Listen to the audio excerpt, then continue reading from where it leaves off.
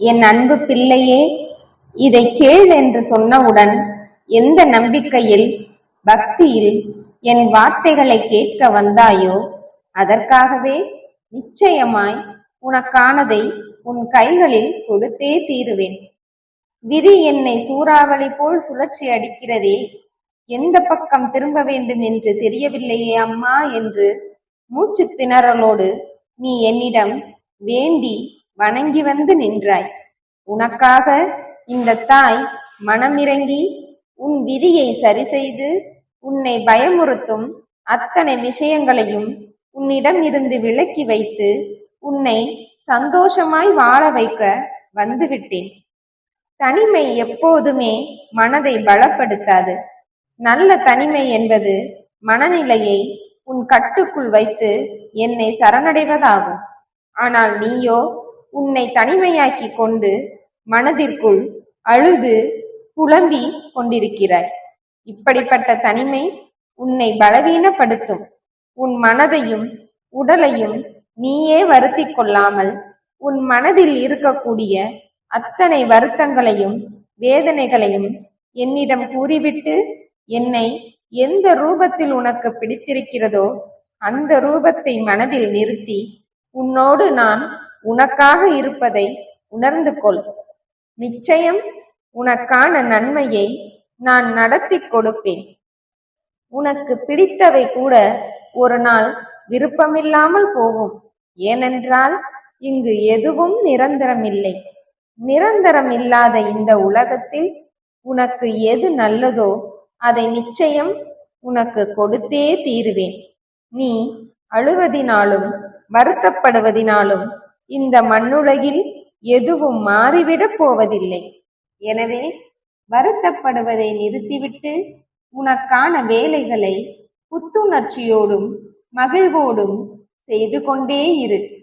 உனக்கு நான் என்ன செய்ய வேண்டும் என்று நீ கேட்ட வேண்டுதல்களும் கோரிக்கைகளும் அப்படியே என் சிந்தனையில் இருக்கிறது. நீ கவலைப்படாதே. உனக்கான அத்தனையும் நான் நிச்சயமாக நிறைவேற்றி கொடுப்பேன். நீ வெளியே சொல்ல முடியாமல் மனதிற்குள் பல விஷயங்களை வைத்து தவித்து கொண்டிருப்பது எனக்கு தெரியும். உன் மனதை அறிந்த உன் தாய் நான் கூறுகிறேன்.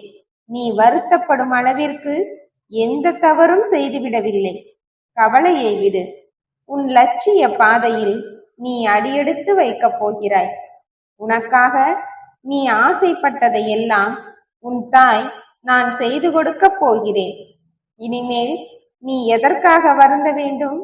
எல்லாம் உன் விருப்பப்படியே நிகழும். வருத்தங்களையும் கவலைகளையும் நான் உன் வாழ்வில் விலக்கி வைத்து சந்தோஷ மிகுந்த வாழ்க்கையை உனக்கு கொடுக்கப் போகிறேன். உன் அன்பை பெறுவதற்கு கூட ஒரு தகுதி வேண்டும். அந்த தகுதி இல்லாதவர்கள்தான் உன்னை பற்றி தவறாக புரிந்து கொண்டு உன் வாழ்வில் இருந்து விலகிச் செல்கிறார்கள். அப்படிப்பட்ட தகுதி இல்லாதவரிடம் உன் அன்பை காட்டாதே. கண்ணீர் விடுவதால் எதுவும் மாறாது என்பதை மனதில் ஏற்றிக்கொள். உண்மையான உன் அன்புக்கு நிச்சயம் நான் நல்லதை செய்து கொடுத்தே தீருவேன்.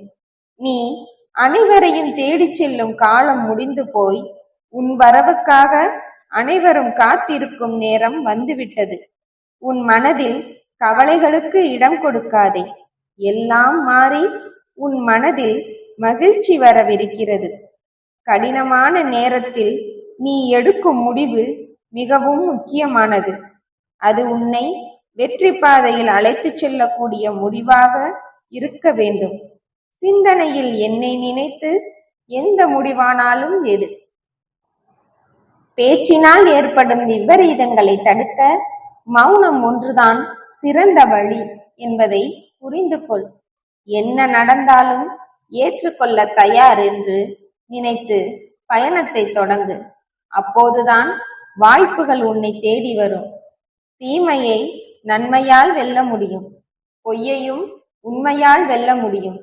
வாழ்க்கையில் விலை மதிக்க முடியாத அனுபவங்களையும் பாடங்களையும் உனக்கு கற்றுக் கொடுப்பது பணமில்லாத வாழ்க்கையும் பசித்த வயிறும் உடைந்த மனமும் தான்.